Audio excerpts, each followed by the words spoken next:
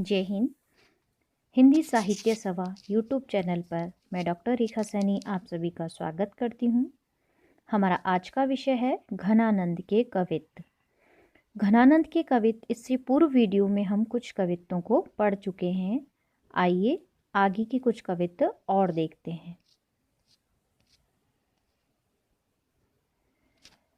अब जो हम कवित्त पढ़ने जा रहे हैं, इसमें घनानंद ने नायिका की विरहपूर्ण दशा का बहुत ही अद्भुत और अनोखा अनुभूतिमय चित्रण प्रस्तुत किया है।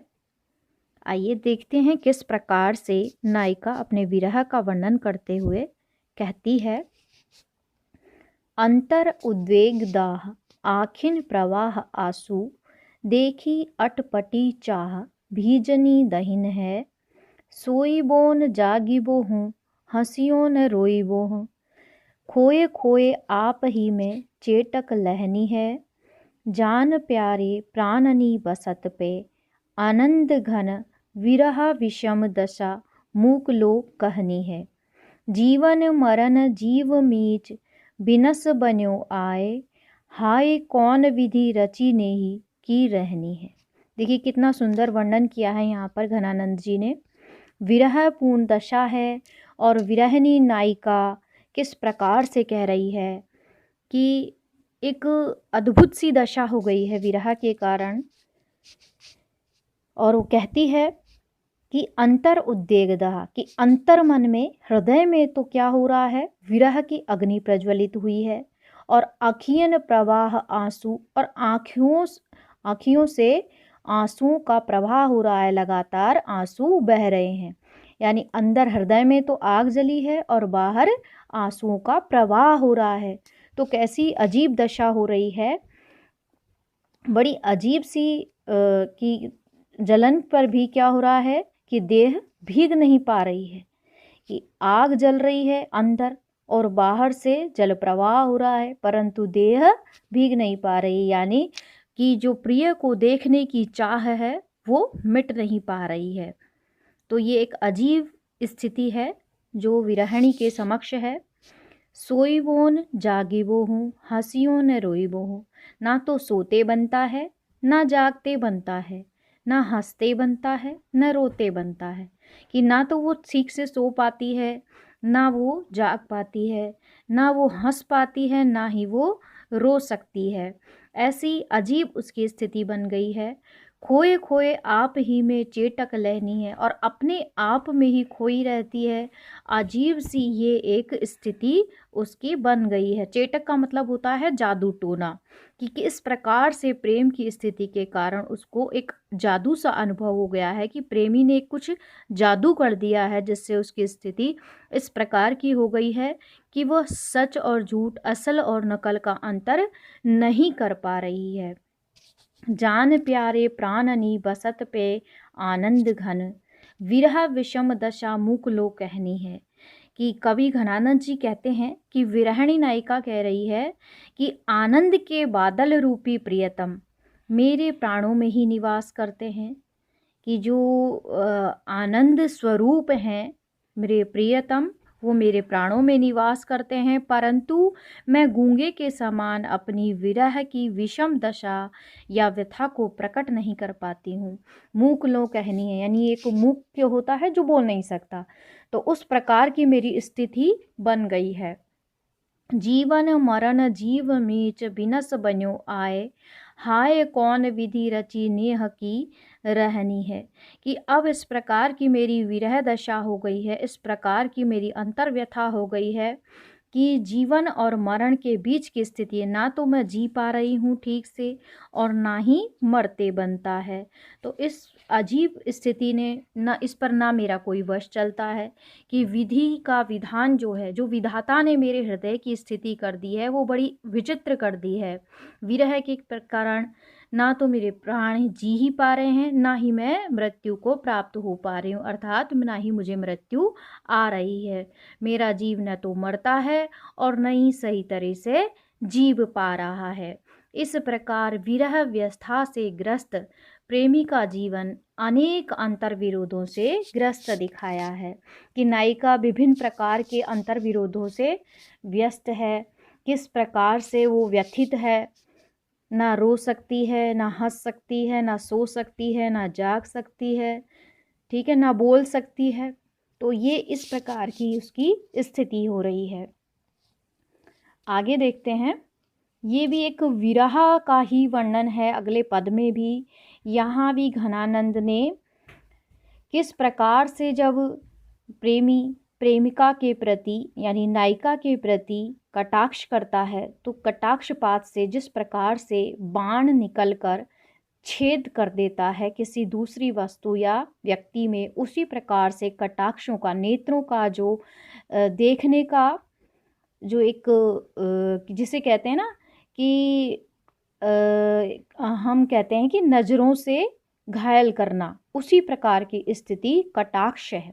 कटाक्ष कि जब प्रियवर कोई भी देखता है अपनी नायिका को या अपनी प्रियतमा को, तो उसका देखना मात्र ही उसको व्यथित कर देता है, उसे प्रेमी के प्रति आकर्षित उसमें पैदा कर देता है। तो इस प्रकार की स्थिति उसमें आ जाती है और वह उसके प्रति आतुर हो जाती है, मिलन को आतुर हो जाती है। तो वही स्थिति यहाँ पर दिखाई गई है कि प्रियतम का नेत्रों द्वारा कटाक्ष करना बाण के समान प्रतीत होता यहाँ पर दिखाया गया है। देखिए किस प्रकार से नायिका कहती है, नैनन में लागे जाए जागे सु करे जे बीच, यावस है वे जीव धीर होत लोट पोट है, रोम रोम पूरी पीर व्याकुल शरीर महा, धूममती गति आसे प्यास की न टोट है, चलत संजीवन सुजान द्रग हातन ते, प्यारी अनियारी रुचि रखवारी ओट है, जब जब आवे तब तब अति मन भावे, आहा कहा विषम कटाक्ष सर चोट है। देखिए कितनी गहराई से उन्होंने यहाँ पर विरह को अभिव्यंजित किया है। क्या कहती है नायिका कि प्रियतम के कटाक्षपात की स्थिति बड़ी ही विचित्र है। नैनन में लागे जाए जागे सु करे जे बीच, कि प्रियतम के कटाक्ष सीधे आकर नेत्रों में लगते हैं, परंतु उनकी पीड़ा हृदय के मध्य होती है। कि नैनों में लगते हैं तीर और जिसकी पीड़ा कहाँ होती है, करेजे, करेजे मतलब कलेजा या हृदय के बीच। या वस है वे जीव धीर होत लोट पोट है, और उसके कारण जो हृदय में पीड़ा हो रही है कटाक्षपात से प्रत्येक जीव वशीभूत हो जाता है। अर्थात हम व्यक्ति को अपने आप पर कोई नियंत्रण नहीं रहता, वह उस कटाक्ष से वशीभूत हो जाता है। ठीक है। रोम रोम पूरी पीर व्याकुल शरीर महा, धूममती गति आसे प्यास की न टोट है। और यहाँ कहते हैं घनानंद जी कि संपूर्ण शरीर व्याकुल हो जाता है। रोम रोम मतलब संपूर्ण शरीर में पीड़ा व्याप्त हो जाती है और शरीर व्याकुल हो जाता है, अधीर हो जाता है।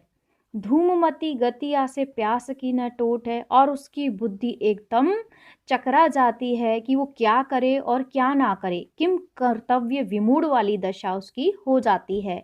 उस दशा में व्यक्ति, घायल व्यक्ति की प्यास कभी शांत नहीं होती। कहने का तात्पर्य है कि जब प्रेम की स्थिति होती है तो प्रेमी के साथ होने पर भी और ना होने पर भी वो जो प्रेम की प्यास है वो समाप्त ही नहीं होती है, शांत ही नहीं होती है। अर्थात कटाक्षपात से घायल व्यक्ति का हृदय निरंतर प्रिय के नेत्रों को देखने की प्यास से ग्रसित रहता है। चलत संजीवन सुजान द्रग हातन ते, प्यारी अनियारी रुचि रखबारी ओट है, जब जब आवे तब तब अति मन भावे, आहा कहा विषम कटाक्ष सर चोट है। अब नायिका क्या कहती है, ये कटाक्षवाण जीवन देने वाले प्रियतम सुजान के द्रग रूपी हाथों से छोड़े गए हैं।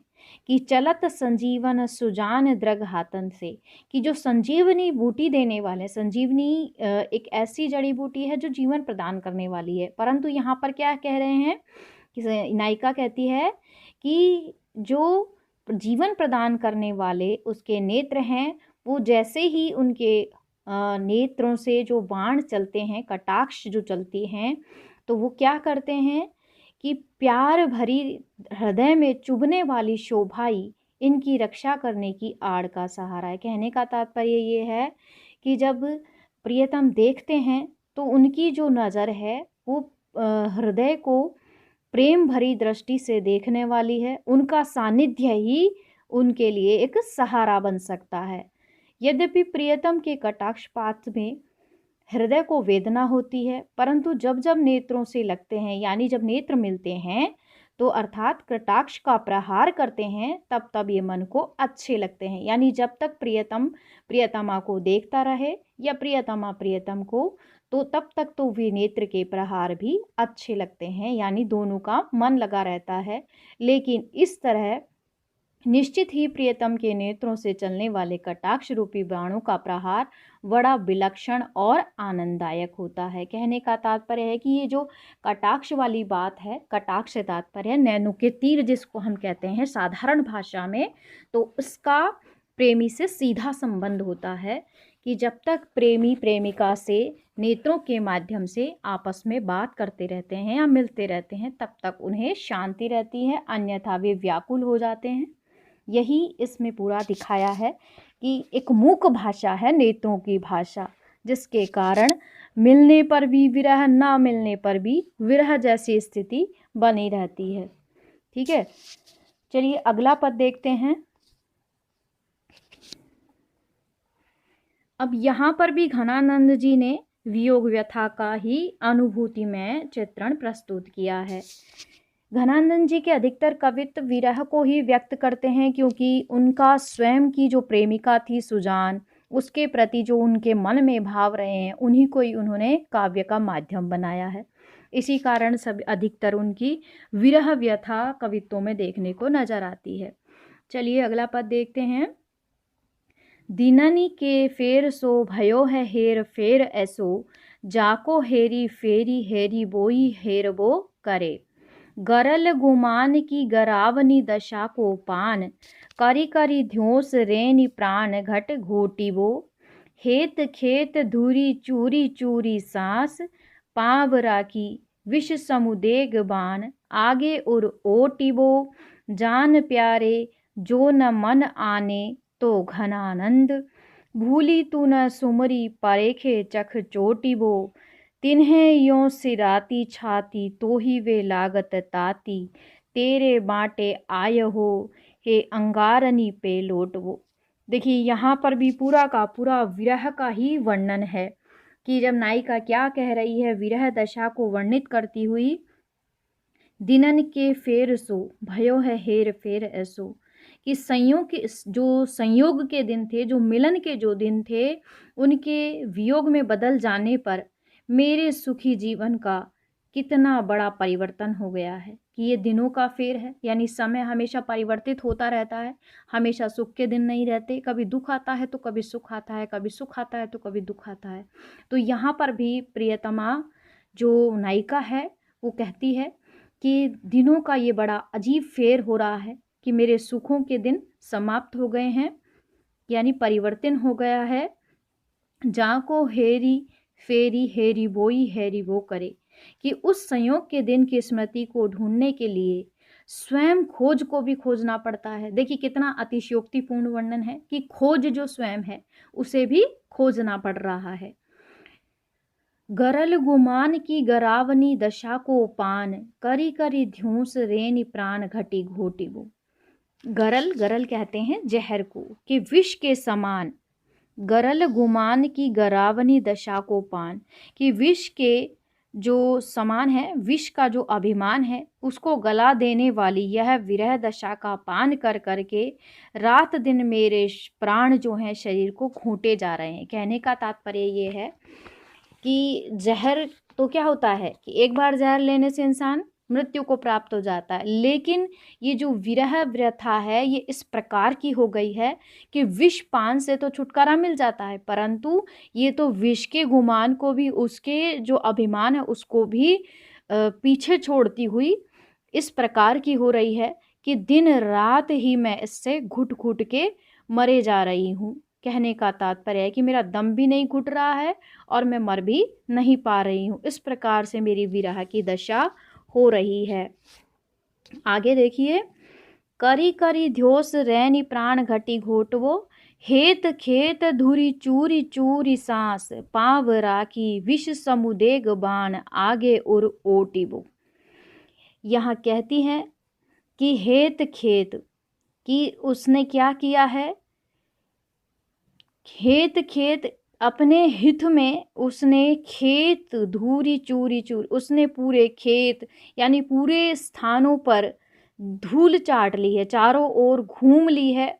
चूरी चूरी सांस, अपनी जहाँ तक उसकी सांस चल रही है उसे पूरा लगा दिया है। कहने का तात्पर्य पूरी शक्ति के साथ उसने अपने प्रियतम को ढूंढने का उसने प्रयास किया है। पाव राखी विष समुदेग बाण, आगे उर ओटिवो, कि उसने क्या किया है कि प्रेम के रण क्षेत्र की धूलि में अपने सांसों का चूर्ण कर दिया है। अपने सांसों का चूर्ण कर दिया यानी उसने अपना पूरा दम लगा दिया है, फिर भी वो पीछे हटने का नाम नहीं लेती, अर्थात कि इतनी व्याकुलता के कारण विषैले वाणों को अपनी छाती पर वीरतापूर्वक सहती है। कहने का तात्पर्य है कि वो जो विष के समान है ये विरह है, उसे वो सह रही है। किस प्रकार से सह रही है, जान प्यारे जो न मन आने तो आनंद घन, भूली तू न सुमरी परेख चक चोटी वो, कि इतना हो जाने पर भी, इतनी विरह जो दशा है इतनी भयानक हो जाने पर भी प्रिय सुजान के आनंद के मेघ तुम्हें अपने में नहीं ले आते, तुम्हारी ओर उन्मुख नहीं होते। अब यहाँ पर घनानंद जी सुजान के प्रति कहते हैं कि जो उनकी विरह दशा हो रही है कि सुजान जो उनके प्रियतमा है उसके प्रति जो उनके भाव हैं, फिर भी वे इतने विरह जनित होने पर भी सुजान को एक बार भी उनकी याद नहीं आती, उनका स्मरण नहीं आता। जान प्यारे जो न मन आने तो आनंद घन, भूली तू न सुमरी परेख चक चोटी वो, तुम्हें एक बार भी मेरा स्मरण नहीं आता या तुम मुझे स्मरण नहीं करती हो, और इस आघात की व्यथा का पछतावा ध्यान में लाना अब मुझे भूल जाना चाहिए, इससे तो केवल मुझे पछतावा ही हाथ लगेगा। कहने का तात्पर्य है कि मैं चाहे जितनी भी कोशिश कर लूं, लेकिन मैं सुजान को अपने पास नहीं ला सकता या उसके हृदय में अपने प्रति ध्यान को नहीं जगा सकता। भूली तू न सुमरी परेख चक चोटी वो, तिन्ह यों सिराती छाती तो ही वे लागत ताती, कि क्या कहते हैं यहाँ पर कि जिस प्रकार दूसरों को आहत करने से उसकी छाती ठंडी होती है। आहत कौन कर रहा है, यहाँ पे सुजान के प्रति उन्होंने कहा कि सुजान उन्हें आनंद, जो घनानंद है उन्हें क्या कर रही है, व्यथित कर रही है। किस प्रकार से व्यथित कर रही है, ना मिलकर, वे चाहते हैं उनसे मिलना परंतु सुजान नहीं मिलती है, ना ही उन्हें स्मरण करती है। तो ये उनके लिए एक बड़ा आघात है जो उन्हें संताप कह रहे हैं कि तुम्हें भले ही वो संताप पहुंचाता हो, तुम्हारी भी छाती ठंडी हो, ऐसा तुम्हारे भाग्य में नहीं है कि तुम्हें भी कहीं ना कहीं तो दुख होगा ही, तुम्हारे भाग्य में तो अंगारों पर लेटना ही बदा है। अब यहाँ पर कहते हैं नायिका से कि जो विरह है, विरह के कारण कोई भी हो, कोई भी प्रेमी प्रेमिका हो, विरह जब होता है यानी विछोह जब होता है, वियोग जब होता है, तो वो एक प्रकार से अंगारों पर लेटने के समान होता है। उन्हें सुख भोगना है और तुम्हें दुख, की जो प्रिय है उसे तो क्या भोगना है, सुख, और जो विरह है, दुखी है, यानी जो प्रेम करने वाला है वो तो हमेशा दुख ही भोगेगा, और जिससे प्रेम कर रहा है वो भले ही सुख भोग रहा हो, परंतु जिसने प्रेम किया है वह स्वयं हमेशा ही दुख भोगता है। इसका कारण है क्योंकि उसके मन में प्रिय के प्रति अधिक स्नेह, अधिक मात्रा में प्रेम होता है। तो विरह जब होता है तो दुख ज़्यादा उसे ही उठाना पड़ता है। तो यहाँ पर कवि घनानंद ने प्रेम की पराकाष्ठा को दिखाया है कि किस प्रकार से विरह के कारण एक विरहिणी, एक नायिका का हृदय के संताप को उन्होंने यहाँ पर स्पष्ट किया है। आज के लिए इतना ही। अगले जो उनके पद हैं वे भी इसी प्रकार से हैं, तो हम उन्हें अगली क्लास में देखेंगे। धन्यवाद।